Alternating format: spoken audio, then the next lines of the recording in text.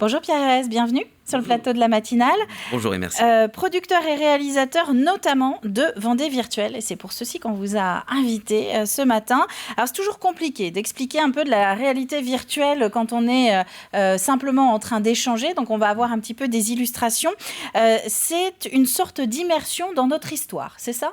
Alors effectivement, nous sommes une équipe de 2 personnes experts en réalité virtuelle depuis de nombreuses années. On accompagne des entreprises, des collectivités, des ONG, des parcs à thème et d'attractions autour de la réalité virtuelle en construisant vraiment des solutions très confortables depuis plus de 20 ans en fait.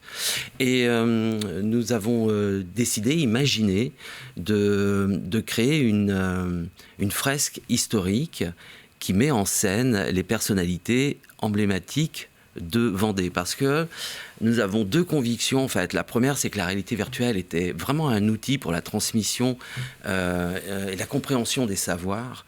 Et la seconde, c'est que nous sommes très attachés à la région et à la proximité, et que la réalité virtuelle n'est pas finalement uniquement dédiée aux grandes capitales.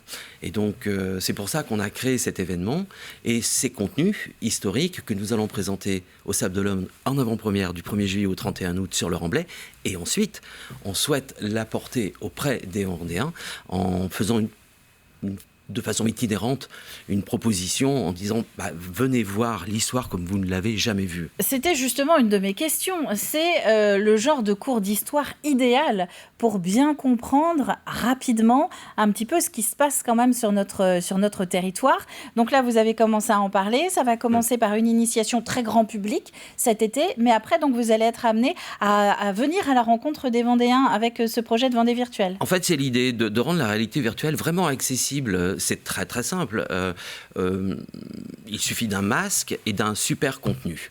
Parce que ce qui est important, effectivement, c'est ce que vous allez ressentir, ce que vous allez vivre. Et la réalité virtuelle, elle a une particularité, c'est que c'est la seule technologie qui offre une vision à 360 d'un événement ou d'un lieu. Alors imaginez l'histoire. Imaginez être à la naissance de La Roche-sur-Yon en 1804 avec Napoléon Bonaparte, ou imaginez être avec Georges Clemenceau dans les tranchées en 1918 à 360 degrés, comme si vous y étiez. Donc c'est quelque chose d'assez incroyable. Tout le monde peut participer, tout le monde peut voir ça sans problème. Et l'idée, effectivement, c'est après la période estivale sur les Sables d'Olonne, c'est de déplacer cette animation auprès des Vendéens.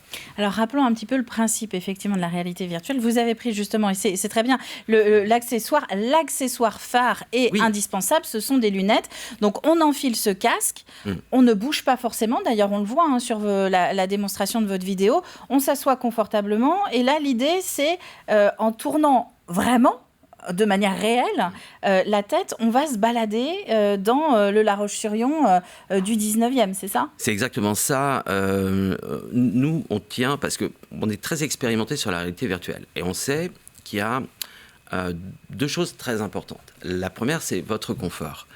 Il ne faut pas que ce soit désagréable et il faut que vous passiez un bon moment, que vous oubliez en fait ce masque, parce que c'est pas une vision très naturelle à la base de 360 degrés.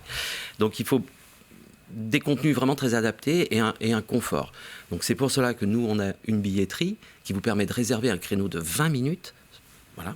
On vous accueille tranquillement, vous êtes confortablement installé sur des fauteuils pivotants.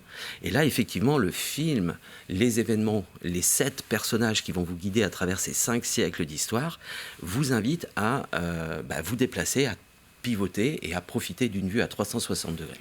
Et quelles ont été vos sources pour être au plus proche de la réalité historique ? Alors la première chose, c'est que moi je suis un ex de Radio France et je suis très attaché à l'objectivité, comme vous aussi ici, de l'information.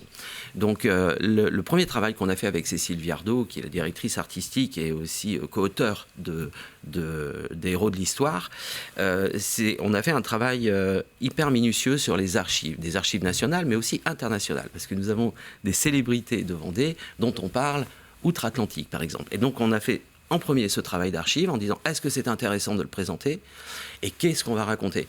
Parce que l'expérience en elle-même dure 13-15 minutes.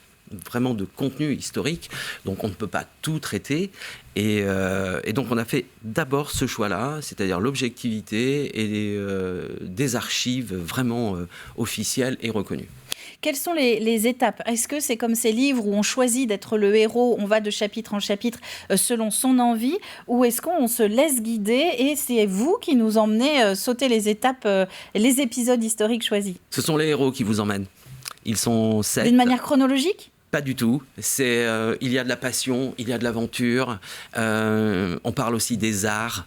Voilà, donc c'est un mélange assez subtil qui est fait pour pour passer un bon moment, mais en apprenant des choses. Donc c'est la surprise. Vous allez être à la fois à bord du bateau du pirate François Lelaunay, comme vous serez dans les tranchées, mais comme vous serez aussi à l'Opéra Garnier, parce qu'un personnage de Vendée nous a complètement illuminés. C'est Paul Baudry, qui est natif de Vendée et en fait qui a passé 8 ans de sa vie à dessiner les fresques du grand foyer de l'Opéra Garnier de Paris. 8 ans de travail sur site. C'est incroyable cette histoire-là. Ce garçon est vendéen et chaque jour des milliers de personnes visitent le foyer du Grand Palais. Et donc là, vous pourrez vous aussi être à côté de lui et découvrir ses œuvres si vous ne les connaissez pas. Mais la Vendée est partout, ça c'est connu. C'est assez. Dans nos recherches, on a été extrêmement surpris. Par exemple, quand on voit René Cousinet sur l'affiche, c'est l'avion qui est légèrement en haut à gauche. René Cousinet, c'est un ingénieur aéronauticien de La Roche-sur-Yon à la base, mais il a une histoire absolument extraordinaire. C'est que non seulement il a participé à la naissance de l'aéropostale, et donc c'était des héros ces gens-là. Hein. C'est-à-dire quand ils faisaient un vol, on est à la même époque que Saint-Exupéry. Il n'y a pas que Saint-Ex, exactement. Voilà, Mermoz était le pilote de René Cousinet. Et donc, ils font effectivement ce voyage qui va rester dans l'histoire 1933, quand ils font Le Cap et Rio. Mais surtout, René Cousinet aussi, c'est le premier à avoir inventé un avion à décollage vertical, sous forme d'une soucoupe volante. On a des archives de ça. Les Américains s'en emparent aussi. Ce n'était pas du tout une soucoupe volante, mais c'était un avion à décollage vertical. Donc vous retrouverez ces histoires, pas qu'insolites, hein, qui sont véritables dans notre fresque immersive. Alors Pierre, il nous reste 30 secondes pour donner les infos pratiques. Comment faire pour découvrir Vendée Virtuelle ? La première chose, c'est sur réservation pour être confortable. Donc Internet ? Tout de suite, vendéevirtuelle.com, vous pouvez réserver vos billets du 1er juillet au 31 août au Sables d'Olonne et vous choisissez vos créneaux. 9 € seulement sur le Remblai, il y a des parkings à côté, ce sera facile d'accès à partir de 11 ans. Et des places sont limitées, donc choisissez vos créneaux dès maintenant. Et après, on suit votre actualité sur les réseaux pour essayer de savoir où vous retrouvez en Vendée cet hiver. Vendéevirtuelle.com et les réseaux sociaux, par exemple. Eh bien, c'est noté. Merci beaucoup, Pierre, d'être venu sur le plateau de la matinale. Je rappelle que vous pouvez le retrouver d'ailleurs en replay sur tvvendée.fr, l'invité pour noter toutes les infos.